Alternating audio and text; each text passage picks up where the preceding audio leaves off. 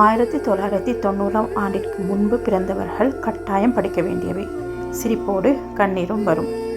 1990ஆம் ஆண்டிற்கு முன்னர் பிறந்தவர்களுக்கு மட்டும் இந்த அருமை புரியும். 1990க்கு முன்பு நம் வாழ்க்கை எப்படி இருந்தது? காலை எழுந்ததும் பசும்பால் வாங்க அப்பா வரிசையில் நின்றிருந்தார். வாங்கி வந்த தண்ணீர் கலக்காத பாலில் அம்மா டீ போட்டு கொண்டு வந்தார். குடும்பத்துடன் அமர்ந்து டீ குடிப்பதை கூட அவரவர் முகத்தை பார்த்து ரசித்து குடித்தோம். ஆர்ப்பாட்டமே இல்லாமல் நாம் அனைவரும் தொலைவில் உள்ள பள்ளிகளுக்கு கூட நடந்தே சென்றோம். ஆசிரியரின் மீது மரியாதையும் பயமும் இருந்ததே தவிர ஒரு நாளும் ஆசிரியரை தரக்குறைவாகவோ இழிவாகவோ ஒரு மாணவனும் நினைத்ததில்லை. பள்ளி முடித்து வீட்டுக்கு வந்ததுமே பையை தூக்கி போட்டுவிட்டு தெருவில் கும்பலாக விளையாடினோம். விளையாட்டில் கூட ஆங்கிலம் கலக்காத தமிழ் நம் அனைவர் நாவிலும் வீரியமாக தொற்றியிருந்தது. மாலை 4 மணிக்கு மேல் நம் அக்கா தங்கைகளுக்கு அம்மா அழகாக சடை போட்டுவிட்டார். உதிரியாக வாங்கிய பூக்களை வாழை நாரால் சிறுக கட்டி அதை அக்கா தங்கைக்கு அம்மாவே தன் கையால் குத்தி அழகு பார்த்தார். மாலையில் நம் தாத்தாவும் அப்பாவும் ஒன்றாக அமர்ந்து தூர்தர்ஷனில் செய்திகள் பார்த்தார்கள். வெள்ளிக்கிழமையன்று குறைந்தபட்சம் 10 பேராவது ஒன்றாக அமர்ந்து இரவு ஒளியும் பார்த்தோம். அம்மாக்களுக்கு அன்று சீரியல் என்றாலே என்னவென்று பொருள் தெரியாமல் வீட்டு வாசலில் அமர்ந்து நம் விளையாடுவதை வேடிக்கை பார்த்தனர். ஊற வைத்த அரிசியை ஆட்டுக்களில் போட்டு அம்மா இட்லிக்கு மாவை அரைத்தார். அதிகபட்ச அப்பாக்களும் சிகரெட் மற்றும் குடிப்பழக்கம் இல்லாமலே இருந்தது. ஞாயிற்றுக்கிழமை மதியம் தூர்தர்ஷன் மாநில மொழி திரைப்படத்தில் தமிழ் படம் வராதா என ஏங்கி இருக்கிறோம். ஞாயிறு மாலை டிவியில் திரைப்படம் பார்ப்பதால் தெருவில் ஈக்காக்கைகள் கூட பார்க்க முடியாத சூழ்நிலை இருந்தது.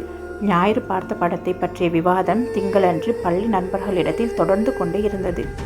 உறவினர்கள் வீட்டிற்கு வந்தால் அவர்களுக்காக வாங்கிய குளிர்பானத்தில் நமக்கு கொஞ்சம் தருவார்களா என காத்து கொண்டிருந்தோம். தீபாவளி, ரம்ஜான் என பண்டிகை காலங்களில் புது துணி எடுக்க குடும்பத்துடன் ஒன்றாக சேர்ந்து போனோம்.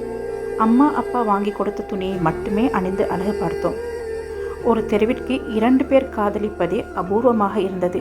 அன்றைய காதலர்கள் காதலில் தோற்றால் தற்கொலை செய்து கொண்டனர்.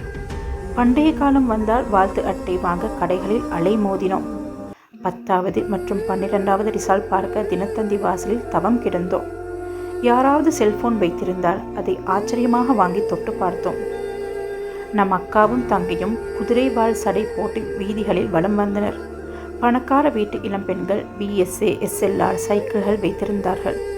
10ல் குறைந்தபட்ச 8 வீட்டில் உள்ள குழந்தைகளிடம் உண்டியல் பழக்கம் இருந்தது. போன கரன் திரும்ப வந்ததும் கைத்தட்டி ஆரவாரப்படுத்தினோம். வருடத்திற்கு ஒரு முறை குடும்பத்துடன் சினிமாவுக்கு போவதே பெரிய விஷயமாக இருந்தது. வீட்டில் யாருக்காவது திருமணம் நடந்தால் கிடைக்காத ஏதோ ஒரு அபூர்வ பொருள் கிடைத்தது போல மிகுந்த மகிழ்ச்சியுடன் காணப்பட்டோம். ஊருக்கே ஒருவரோ இருவரோ தான் வெளிநாட்டில் வேலை பார்ப்பவராக இருந்தார்கள். 10ல் 8 கன்னி பெண்களின் தார்மீக ஆடை தாவணியாக இருந்தது. 10ல் 8 ஆண்களிடத்தில் வேஷ்டி கட்டும் பழக்கம் இருந்தது. பள்ளி விடுமுறை காலத்தை வெளியூரில் உள்ள தாத்தா, மாமா, சித்தப்பா, பெரியப்பா வீட்டிற்கு சென்று விழா போல கொண்டாடினோம். கிணற்றில் குளிக்கும் பழக்கம் இருந்தது. பலருக்கு நீச்சல் தெரிந்திருந்தது. அடிக்கடி காய்ச்சல் தலைவலி வந்தது கிடையாது. பலசரக்கு கடைகளுக்கு போகும்போது மஞ்சள் பைகளை உபயோகித்தோம். தரையில் தான் அதிகபட்சம் உறங்கினோம். பாயை தவிர வேறொன்றையும் கண்டதில்லை. 12 மணி நேரம் உழைத்தாலும் உடலில் வெறுவை நாற்றம் வந்தது கிடையாது. இவை அனைத்தையும் விட அம்மா அப்பா சொல்படி கேட்டு அனைவரும் நடந்தோம். உலகில் உள்ள அனைத்து வசதிகளும் அருகிலே இருந்தால் கூட இன்று இவற்றில் ஒன்று கூட சாத்தியமில்லை. பழைய பொக்கிஷங்கள் ஒன்றும் கூட கிடைக்கப் போவதும் இல்லை. அன்றைய வாழ்நாள் சொர்க்கம்தான். இப்படியொரு வாழ்க்கை முறையை நீங்களும் அனுபவித்திருந்தால் உங்கள் அனுபவங்களை கொமெண்டில் எங்களுடன் பகிர்ந்து கொள்ளுங்கள். நன்றி, வணக்கம்.